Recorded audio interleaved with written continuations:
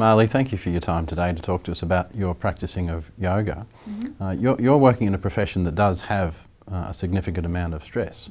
Can you tell us a little bit about the stress that you experience in your profession and the work that you do? Sure. So I'm a primary school teacher and I've been teaching for the last 10 years. I have been working different schools, many different schools, different contracts here and there, and also day-to-day casual work. So obviously the day-to-day casual work has a different stress to when you have a long-term block. In the casual day-to-day, you're going into a situation where you don't know anyone, you don't even know the staff sometimes, or the children, and you have to make an impact on them that they're going to respect you and listen to you. And that can be in itself stressful.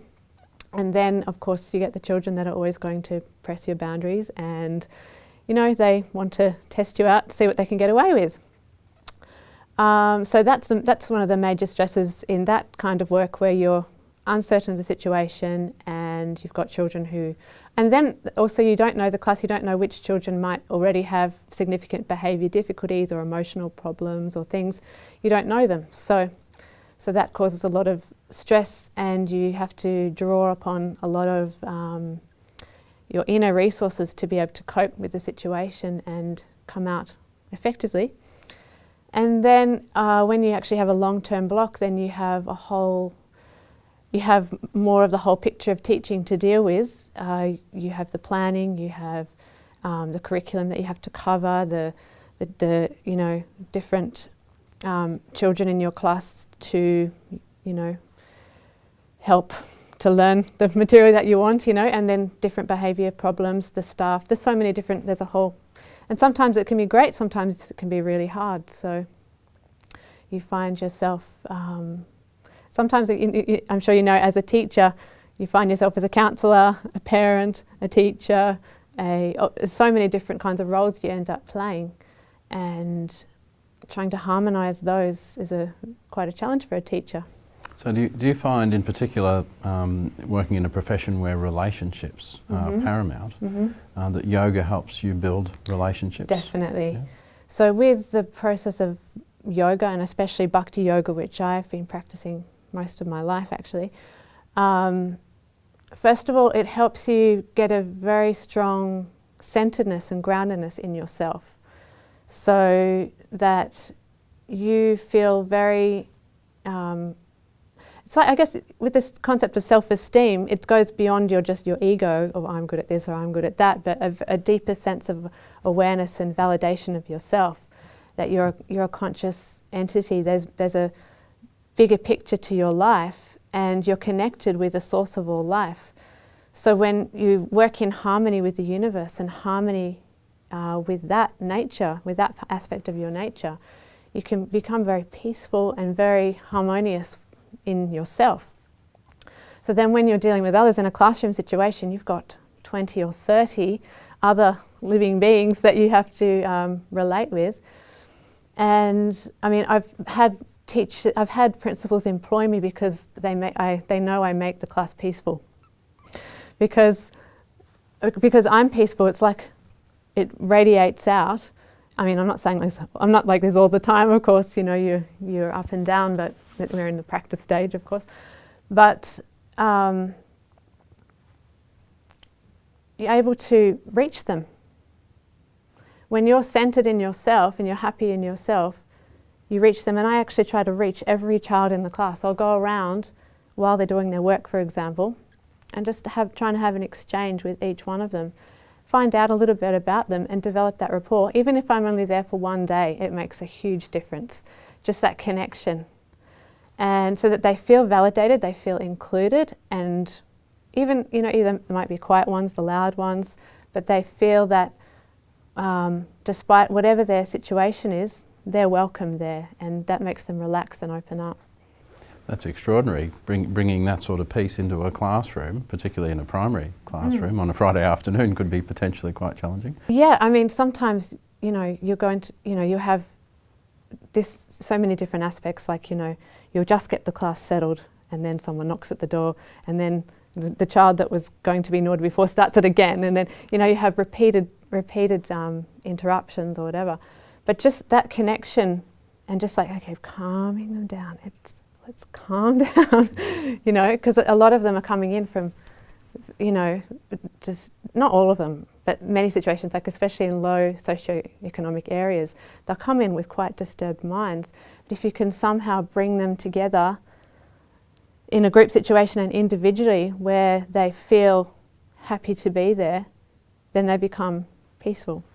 How has practicing yoga enabled you to frame your understandings about teaching? Okay, so because you're seeing, you're teaching yourself to see gradually that people and every individual is equal and they're all unique individuals. They're not something that you can just, you know, feed information or teach. They actually have to create those experiences themselves.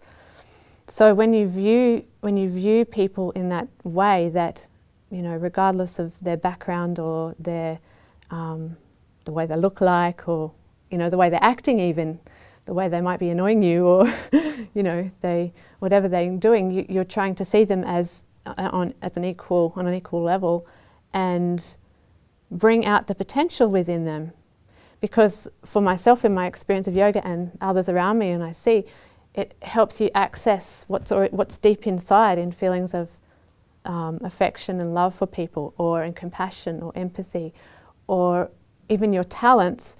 It helps to bring those out into the foreground. So if you can see that other people are like that also, it's like, well, how can I access what's in them? What do they have in there that is able to be brought out, that's been covered by this mask or this, you know, suppression of, you know, in different ways? But how can we access their potential and give them the space for that to come out? And So does yoga help you humanise the people that you're working with? yeah, for sure. As opposed to, I mean, what sometimes our schools do, and that is dehumanise our very young people, who we are supposed to value.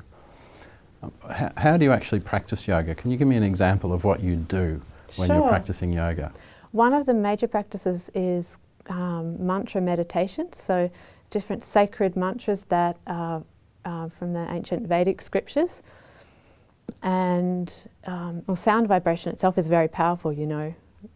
If you yell at someone, they're going to be, you know, just, you know, or, you know, if you speak very kind words to someone.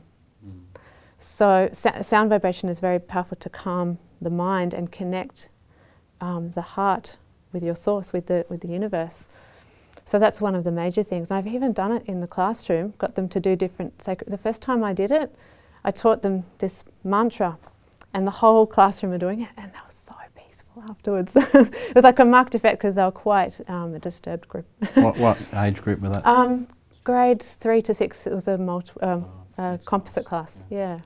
And they were involved in the mantra themselves? Yeah, well, we did it as because we're actually doing a multicultural theme, and we did it as a Indian song.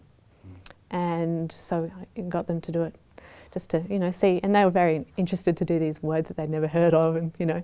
But just after doing it, they did it for about 5 minutes, and they were just so calm. There was no one who said anything. They were just peaceful. So I've done that several times, and sometimes even just to start the day, and just to help bring that energy in, to help, you know, everyone focus. And if you're focused, it's very easy to get a group to focus. If you're not focused, like I've had days where I'm just completely not there with myself, and it's a terrible day, and you go away just really stressed out. And then other days you've had a good morning to focus yourself, and then it's very easy to focus them because they want to be focused. They need that direction, but not in a forceful way where they're treated like machines and, you know, you've got to do it like this and got to do it like that, but where you're respecting them and then they respect you, and you're allowing them some freedom to express, but also with that guidance to, you know, I think you know what I'm trying to say. Yeah, yeah.